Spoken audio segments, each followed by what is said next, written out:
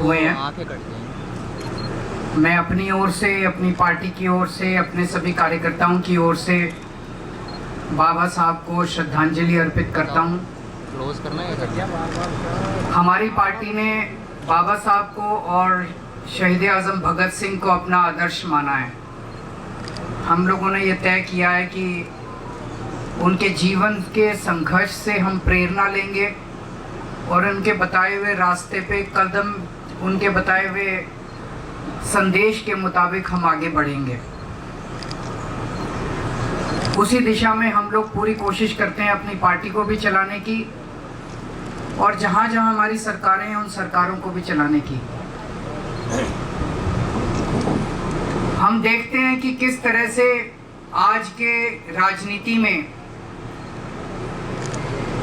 बाबा साहब को श्रद्धांजलि देने का, माला पहनाने का, फूल अर्पित करने का कई पार्टियां और कई नेता एक झूठा दिखावा करते हैं। मैं झूठा क्यों कह रहा हूं? जैसे मान लो आपका बेटा है, आप अपने बेटे को बोलो बेटा इस रास्ते चल, बेटा उस रास्ते तो चले नहीं। जो आप कहो उसका उल्टा करे, जो काम आप कहो उसका उल्टा करे, जो सीख आप दो उसकी उल्टी करे, और रोज सवेरे आपकी तस्वीर लगा के उसके आगे माला फूल सब चढ़ाए और आपकी पूजा करे, तो आप क्या करोगे? 2 थप्पड़ मारोगे उसको कि मैं जो कहता हूँ वो तो करता नहीं है और मेरी माला, मेरे को रोज माला चढ़ा के और फूल चढ़ा के, फूल पत्ती और धूप दीप करता है। वही उन्होंने, इन सारी पार्टियों और नेताओं ने आज बाबा साहब के साथ कर रखा है। बाबा साहब ने जो संदेश दिया, जो उनके विचार थे, उस पे तो कोई नहीं चलेगा, उसके उल्टा करेंगे। लेकिन बाबा साहब को फूल पत्ती चढ़ाएंगे, उनको दिखावा करेंगे उनकी पूजा करने की। सबसे बड़ा संदेश बाबा साहब का क्या था? जो भी सौरभ भारद्वाज ने कहा, सबसे ज्यादा तवज्जो उन्होंने शिक्षा को दी थी कि अगर हम चाहते हैं कि हमारा सारा समाज एक पीढ़ी के अंदर आगे बढ़े, बराबरी का अधिकार मिले, सबकी गरीबी दूर हो, तो वो केवल और केवल एक ही चीज से हो सकती है, वो है शिक्षा। शिक्षा के बिना कोई पार नहीं है, हो ही नहीं सकता। अगर हम अपने देश में बच्चों को शिक्षा नहीं देंगे, एक जैसी शिक्षा नहीं देंगे, अच्छी शिक्षा नहीं देंगे, देश तरक्की कर ही नहीं सकता। ये सारी पार्टी वाले और ये नेता क्या करते हैं? उसका उल्टा करते हैं, शिक्षा पे जोर नहीं देंगे। और अब जो दिल्ली के अंदर चल रहा है, ये तो बेहद दुखद है जो कुछ भी चल रहा है। जब हम राजनीति में नहीं आए थे, हम सोचा करते थे, हम एनजीओ में काम करते थे, हम समाज सेवा में काम, झुग्गियों में काम किया करते थे, हम देखते थे सरकारी स्कूलों की बहुत बुरी हालत थी, गरीबों के बच्चों के लिए बहुत बुरी शिक्षा थी। हम देखते थे कैसे प्राइवेट स्कूल वाले शोषण करते हैं माँ बाप का, बच्चों का, फीस पे फीस बढ़ाते जाते हैं, फीस पे फीस बढ़ाते जाते हैं। जब हमारी सरकार बनी, दिल्ली के अंदर और कुछ हो ना हो, हमने शिक्षा का अच्छा इंतजाम कर दिया। सरकारी स्कूल शानदार कर दिए, प्राइवेट स्कूलों को 10 साल तक फीस नहीं बढ़ाने दी, 10 साल तक इनको फीस नहीं बढ़ाने दी। लेकिन अभी 2 महीने भी नहीं हुए और इन 2 महीनों के अंदर इन्होंने पूरी शिक्षा व्यवस्था का बेड़ा गर्क करना चालू कर दिया दिल्ली के अंदर। ऐसे है जैसे अब एकदम से लूट मच गई, जैसे सारे प्राइवेट स्कूल खराब नहीं होते, लेकिन कुछ प्राइवेट स्कूल ऐसे हैं जैसे भूखे भेड़ियों की तरह झपट के मार रहे हैं पेरेंट्स के ऊपर। जो सोशल मीडिया पे देख रहे हैं, बच्चों को लाइब्रेरी के अंदर बंद कर दिया जाता है, बच्चों को क्लास अटेंड नहीं करने देते, बच्चों के ऊपर जिस तरह से तानाशाही बर्ताव किया जा रहा है कि फीस नहीं दोगे तो ये कर देंगे, वो कर देंगे, नाप फीस। कईयों ने तो दुगनी कर दी, कईयों ने 80% बढ़ा दी, 40%। कहाँ से लाए बच्चों को पैसे पढ़ाने के लिए? मैं भी आने के पहले सोशल मीडिया पे देख रहा था, एक आदमी कह रहा था जी 2 लाख रुपए कर दिए साल का। कहाँ से लाए? कहां से लाए इतने बच्चों को पैसे पढ़ाने के लिए? ये तो किसी भी जिम्मेदार सरकार की जिम्मेदारी होती है कि वो शोषण के खिलाफ लोगों को बचाए, और यही शोषण में शामिल हैं, यही लोग शोषण करवाने में शामिल हैं। सरकारी स्कूल कितनी मुश्किल से ठीक करे थे, कितनी मुश्किल से ठीक करे थे 10 साल में। इन्होंने हैप्पीनेस करिकुलम बंद कर दिया, इन्होंने देशभक्ति करिकुलम बंद कर दिया, इन्होंने बिजनेस ब्लास्टर्स सारा एक एक करके मिशन बुनियाद बंद कर दिया। एक एक करके जितने अच्छे काम करे थे सरकारी स्कूलों में सारे बंद करते जा रहे हैं ये लोग। अभी कल गुजरात की एक स्टोरी आई थी। गुजरात के 157 सरकारी स्कूलों में 10वीं क्लास के बोर्ड के पेपर में एक भी बच्चा पास नहीं हुआ, एक भी बच्चा। 30 साल से इनकी गुजरात में सरकार है, शर्म से डूब मरना चाहिए इनकी पार्टी को कि गुजरात के अंदर 30 साल सरकार चलाने के बाद अगर शिक्षा व्यवस्था का गुजरात में ये हाल है तो अब वही हाल ये लोग दिल्ली का करेंगे। तो कहते हैं बाबा साहब के भक्त हैं। बाबा रे क्या भक्त हो, जो बाबा साहब ने कहा उसका उल्टा करते हो तुम। बाबा साहब ने कहा शिक्षा पे काम करो, ये शिक्षा का कबाड़ा करने में लगे। एक राज्य बता दो मेरे को जहां इनकी सरकार है और उन्होंने शिक्षा पे अच्छा काम किया हो, एक राज्य बता दो।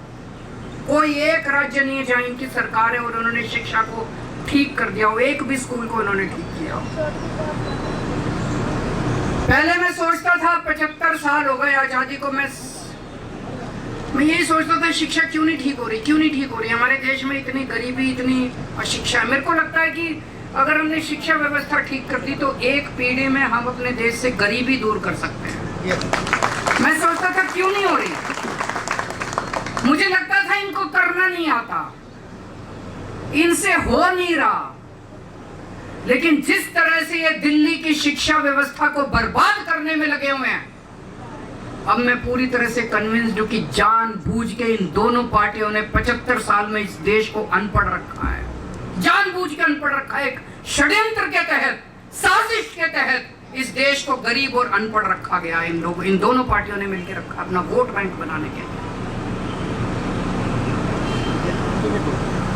इनको बाबा साहब से कोई प्यार नहीं है, ये कोई बाबा साहब की इज्जत नहीं करते।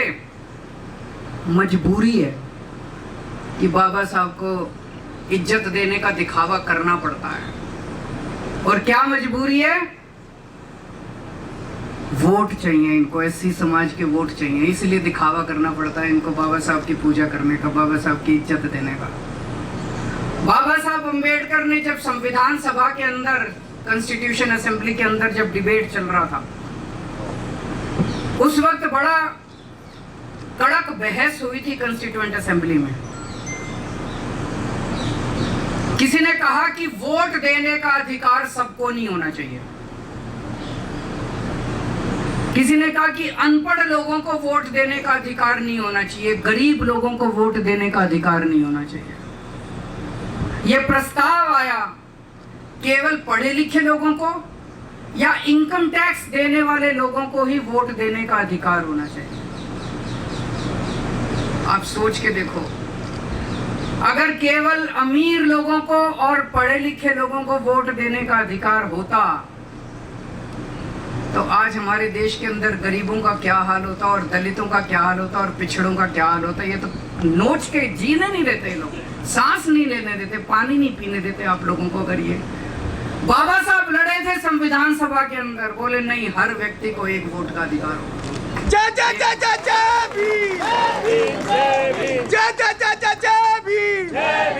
हर व्यक्ति को वोट देने का अधिकार होगा, एक व्यक्ति को एक, चाहे पढ़ा लिखा हो, चाहे अनपढ़ हो, चाहे गरीब हो, चाहे अमीर हो, चाहे पैसे दे हो उसके पास, चाहे इस जात का हो, चाहे उस जात का हो, हर व्यक्ति को वोट देने का अधिकार होगा। अगर ये वोट देने का अधिकार हर व्यक्ति को नहीं होता जो बाबा साहब ने दिलवाया, आप सोच सकते हो क्या हाल होता इस देश का, बहुत बुरा हाल होता। अभी तो वोट देने का अधिकार है, तब ये लोग झुग्गी वालों को वोट के पहले जाके कहते हैं कि जहां झुग्गी वहां मकान, और जिस दिन चुनाव के नतीजे आते हैं अगले दिन झुग्गियां तोड़वा देते हैं। इतने बेशरम लोग हैं ये लोग। वोट देने का अधिकार है तब इन्होंने जीना मुश्किल कर रखा है। अगर वोट देने का अधिकार नहीं होता, ये तो सबको प्रशांत महासागर में ले जाकर डुबो देते सारे गरीबों को, सारे अनपढ़ लोगों को। कोई स्कूल नहीं बनवाते आप लोगों के, केवल अमीरों के स्कूल होते हैं इस देश के अंदर, कोई सरकारी स्कूल नहीं होता। तो बाबा साहब ने वोट देने का अधिकार दिया, इसीलिए आज मुझे आज यहाँ आप सबको बताते हुए, आप सबकी पंजाब में सरकार है, आप लोगों की पंजाब सरकार ने एक बहुत बड़ा निर्णय लिया अभी 2-3 साल पहले। पूरे देश में कश्मीर से कन्याकुमारी तक और गुजरात से असम तक केवल एक राज्य है पंजाब, जहां पे वकीलों का जो सरकारी वकीलों का पैनल बनता है उसमें भी रिजर्वेशन दिया गया है। बाकी किसी राज्य के अंदर सेंट्रल गवर्नमेंट भी अपने वकीलों के पैनल में रिजर्वेशन नहीं देती, कोई राज्य अपने सरकारी पैनल में रिजर्वेशन नहीं देता, केवल पंजाब सरकार ने रिजर्वेशन दिया है, अपने पैनल में रिजर्वेशन दिया है, सरकारी वकीलों का जो पैनल है। और अभी पिछले हफ्ते उस रिजर्वेशन में एससी समाज के हमारे भाइयों के लिए रियायतें दी गई है, जो एलिजिबिलिटी की कंडीशंस हैं, उन एलिजिबिलिटी की कंडीशंस के लिए रियायतें दी गई हैं। मैं इनको कहना चाहता हूँ, अगर तुम लोग भी प्यार करते हो अपने अपने राज्यों में, तुम भी दो रिजर्वेशन, सेंट्रल गवर्नमेंट में तुम भी दो रिजर्वेशन सरकारी वकीलों के पैनल में, तब तो पता चलेगा कि तुम बाबा साहब से प्यार करते हो, नहीं तो ये फर्जीवाड़ा करना बंद करो। अभी मैं सुन रहा था एक जज साहब हमारे देश के एक राज्य के चीफ जस्टिस रिटायर हुए हैं, उनका 3-4 दिन पहले भाषण आया था। उन्होंने कहा कि वो एक हाई कोर्ट में जब काम करते थे, वहां पे एक जज जब उसकी नियुक्ति हुई तो आके उसने अपने पूरे कमरे को और अपनी कुर्सी को और मेज को गंगा जल से साफ किया, हाई कोर्ट के एक जज ने। क्यों? क्योंकि उनके पहले जो जज था वो दलित था, वो एससी समाज से था। 75 साल हो गए आज़ादी को, लेकिन हमारी मानसिकता अभी नहीं बदली। हमें बदलना पड़ेगा, हर व्यक्ति को बदलना पड़ेगा, अपनी मानसिकता को भी बदलना पड़ेगा। एक तरफ जहाँ पार्टियों को और नेताओं को बदलना है, दूसरी तरफ इस देश के हर व्यक्ति को भी अपनी सोच को बदलना पड़ेगा। फिर से मैं आप सब लोगों को बाबा साहब के